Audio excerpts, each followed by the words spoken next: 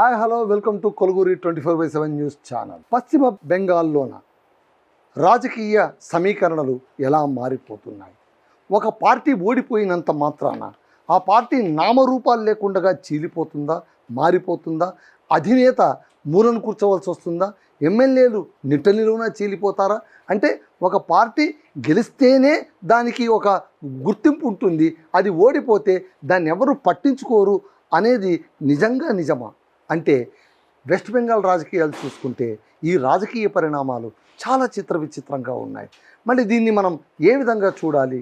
ఇప్పుడు మీకు పోస్టర్ చూపిస్తున్నాను. ఇతను చూడండి, ఇతని పేరు రీతాబ్రత్ బెనర్జీ. ఈయన పేరు రీతాబ్రత్ బెనర్జీ. ఇతను తృణమూల్ కాంగ్రెస్ తరఫున మొట్టమొదటిసారిగా ఎమ్మెల్యేగా గెలిచాడు.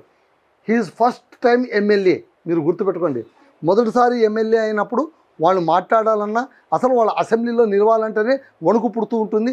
వాళ్ళు ఎవరైనా మాట్లాడాలంటే కనుక ఆచితూచి మాట్లాడాల్సి ఉంటుంది. వాళ్ళ అధినేత వైపు మొహం చూసుకుంటూ కూర్చొని ఉండాల్సి ఉంటుంది.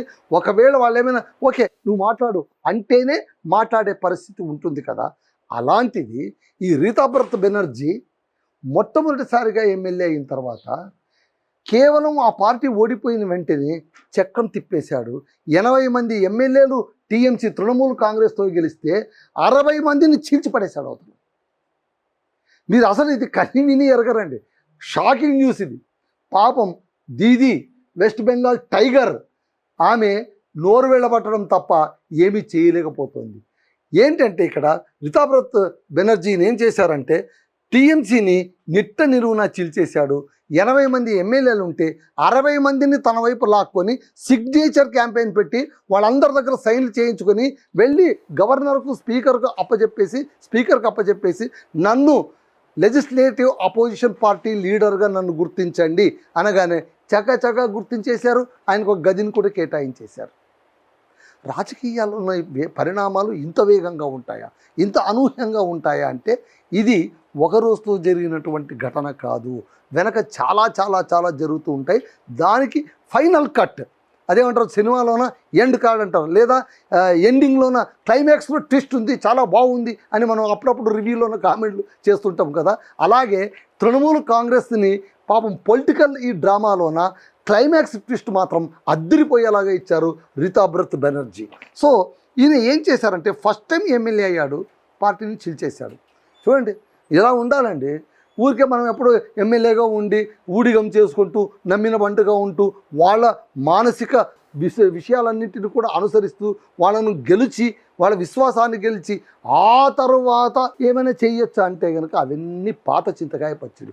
ఇప్పుడంతా ఫాస్ట్, మనకు టెస్ట్ మ్యాచ్లు కాదండి, అంత T20నే చకా జరిగిపోవాలంటే. ఎవరికి ఓపికలు లేవు, తీరికలు లేవు. అందుకోసమే రీతాబ్రత్ బెనర్జీ కూడా ఏం చేశారు, అబ్బే మనం అంత పాతకాలంలాగా వద్దు కానీ మనం వెంటనే పార్టీని చీల్చేద్దాం అనుకున్నాడు. చకాని చీల్చిపడేశాడు. ఎలా చీల్చగలిగాడు? మొదటిసారి ఎమ్మెల్యే కదా, ఈయనకు ఇంత నాలెడ్జ్ ఎక్కడి నుంచి వచ్చింది? ఎవరిచ్చారు ఈ నాలెడ్జ్ ట్రాన్స్ఫర్? కేటీ అంటారు చూడండి, సాధారణంగా ఐటీ ఎంప్లాయీస్కి కానీ పెద్ద ఉద్యోగులకు నాలెడ్జ్ ట్రాన్స్ఫర్ అని అంటారు, కేటీ అంటారు దాన్ని. అంటే ఒకరు ఒక ఉద్యోగం చేస్తుంటే కనుక వాళ్ళు ఆ నాలెడ్జ్ను సీనియర్లు జూనియర్లకు ఇవ్వాలి. మళ్ళీ ఇక్కడ ఈ ఎమ్మెల్యేకు రీతాబ్రత్ బెనర్జీకి కేటీ ఎవరు ఇచ్చారు? ఆయన ఎలా చేయగలిగాడు? 60 మందిని ఎలా చీల్చగలిగాడు? అంత రాత్రికి రాత్రి ఒక లీడర్గా ఎలా ఎమర్జ్ అయ్యగలిగాడు? దీదీకి ఎలా షాక్ పైన షాక్ ఇచ్చాడు అంటే అతనికి పూర్వంలో కూడా ఇలాంటి అనుభవం ఆల్రెడీ ఉంది. ఆయన సిపిఎంలో పనిచేసినప్పుడు అక్కడ కూడా రాజ్యసభ సభ్యుడిగా అర్లీ ఏజ్లో వెళ్ళి అక్కడ కూడా అంతర్గత పార్టీ వ్యతిరేక కార్యకలాపాలు నిర్వహిస్తుంటే వాళ్ళు కాస్త ఆయన్ని తన్ని తగిలేశారు బయటికి. పాపం ఆ గుడ్ విల్ ఉంది ఆయనకు. ఏ పార్టీకి వెళ్ళినా కూడా చీల్చగలడు, బ్రహ్మాండంగా చీల్చగలడు. ఇక్కడ అదే ప్లాన్ వేశారు. పాపం దీదీ ఇంతకాలం 15 ఏళ్ల పాటు ముఖ్యమంత్రిగా ఉన్నారు, హ్యాట్రిక్ సీఎం, తనకు ఎదురు లేదు, తిరుగులేదు, తాను ఎంతంటే అంత, అసలు వెస్ట్ బెంగాలే నేనే వెస్ట్ బెంగాల్ అనుకొని మురిసిపోయినటువంటి దీదీకి ఇంత కష్టకాలం వచ్చిందా? ఉన్నట్టుండి పార్టీని చీల్చేస్తే ఆమె వెళ్ళి ఎవరితో చెప్పుకోవాలి? అసలే బీజేపీ కాచుకొని కూర్చొని అధికారాన్ని చేపట్టుకునింది. ఇప్పుడు బీజేపీ అంటే మనం గుర్తు చేసుకోవాల్సింది ఏంటంటే మళ్ళీ ఈ వ్యవహారం వెనుక అధికార పక్షం ఏమైనా కాస్త పావులు కదిపిందా అంటే ఏమో, కదపకుండా ఎలా ఉంటుంది అని అంటారు. ఎందుకంటే దానికి కూడా పూర్వ చరిత్ర ఉంది. బీజేపీకి కూడా పూర్వ చరిత్ర ఉంది. ఏంటి, మహారాష్ట్రలోన ఏకనాథ్ షిండే మనకు గుర్తుండే ఉంటారు. ఆయన ప్రభుత్వాన్ని ఎలా నిలువున అధికార పార్టీని చీల్చేసి తాను ఎమ్మెల్యే కావడానికి అక్కడి వాళ్ళు ఎలా బీజేపీ ఎలా ప్రోత్సహించింది కథలుగా అందరూ విన్నారు. కాబట్టి అదే కథ ఇక్కడ రిపీట్ అయ్యిందా, అదే కథను ఇక్కడ కూడా రిపీట్ చేశారా అనేటువంటి అనుమానాలు అయితే ఖచ్చితంగా అందరికీ వస్తున్నాయి. అది మళ్ళీ ఈయనకు గతానుభవం ఉంది, పాపం వాళ్ళకు గతానుభవం ఉంది, ఇద్దరు కలిశారు అని కూడా కొంతమంది అంటున్నారు. What ever it may be, result మాత్రం చాలా డిజాస్టర్గా ఉంది, చాలా దరిద్రంగా ఉంది.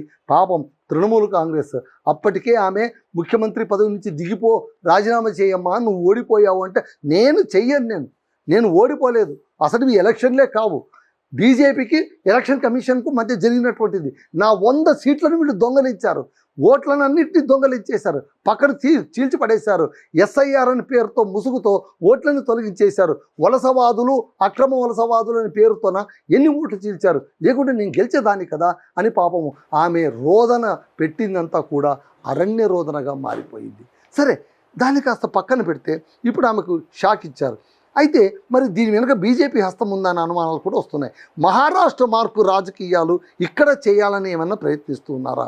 రీతాబ్రత్ బెనర్జీ ఇప్పుడు పశ్చిమ బెంగాల్కు మరో ఏకనాథ్ షిండేగా మారుతున్నారా అనేటువంటి అనుమానాలు అక్కడి రాజకీయ వర్గాల్లోన తలెత్తుతూ ఉన్నాయి.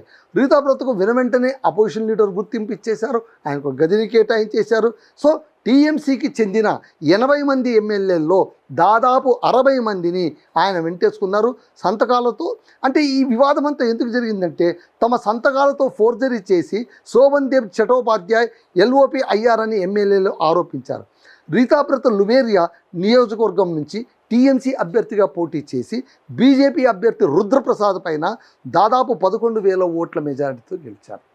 అంటే ఇక్కడ మీరు గమనించాల్సిందంటే ఈ ఒక్క వ్యక్తినే కర్త కర్మ క్రియ కాదండి, అక్కడ ఎమ్మెల్యేలోన చాలా కాలంగా గూడు కట్టుకున్నటువంటి ఒక అసంతృప్తి, దీది మమతా బెనర్జీ మేనల్లుడు సంబంధికుడు అని చెప్తున్నటువంటి ఒక వ్యక్తి అక్కడంతా కూడా డ్రామాలాడి అక్కడంతా కళ్యాణ బెనర్జీ మొదలైన వాళ్ళందరూ కూడా ఏం చేశారంటే పార్టీని సర్వనాశనం చేశారు అనేటువంటి మాటలు వినిపిస్తున్నాయి. దీదీకి ఒక కోటరీగా ఒక గోడలు కట్టేసి ఆమెకి ఏమీ కనిపించకుండా చేసేసి మమతా బెనర్జీకి మొత్తం వాళ్ళే తాముగా నడిపేసి ఇంకా తాము ఏం చేసినా నడుస్తుందని అనుకున్నారు. ఆ అసంతృప్తి ఇవాళ ఈ రూపంగా బయటపడింది. కాబట్టి పశ్చిమ బెంగాల్లోన తృణమూల్ కాంగ్రెస్ నిలువున చీలిపోయింది. ఇప్పుడు ఈయన దీనికి సారథిగా మారిపోయారు, అసమ్మతి లీడర్ ప్రతిపక్ష లీడర్గా మారిపోయారు. కాబట్టి రీతాబ్రత్ బెనర్జీ ఇంకా ఏం పాచికలు వేయబోతున్నారో, ఆయన వేసే పాచికలను ఎవరు అందిస్తున్నారో లేదా ఎవరు అతను చేయి పట్టుకొని పాచికలు వేస్తున్నారో అనేది రానున్న కాలంలో ఖచ్చితంగా మనకు తేటతెల్లమవుతుంది. అదండి ఇవాల్టి దాకా వెస్ట్ బెంగాల్లో ఉన్నటువంటి రాజకీయాలకు సంబంధించిన అప్డేట్. ఇదండి విషయం. That's all.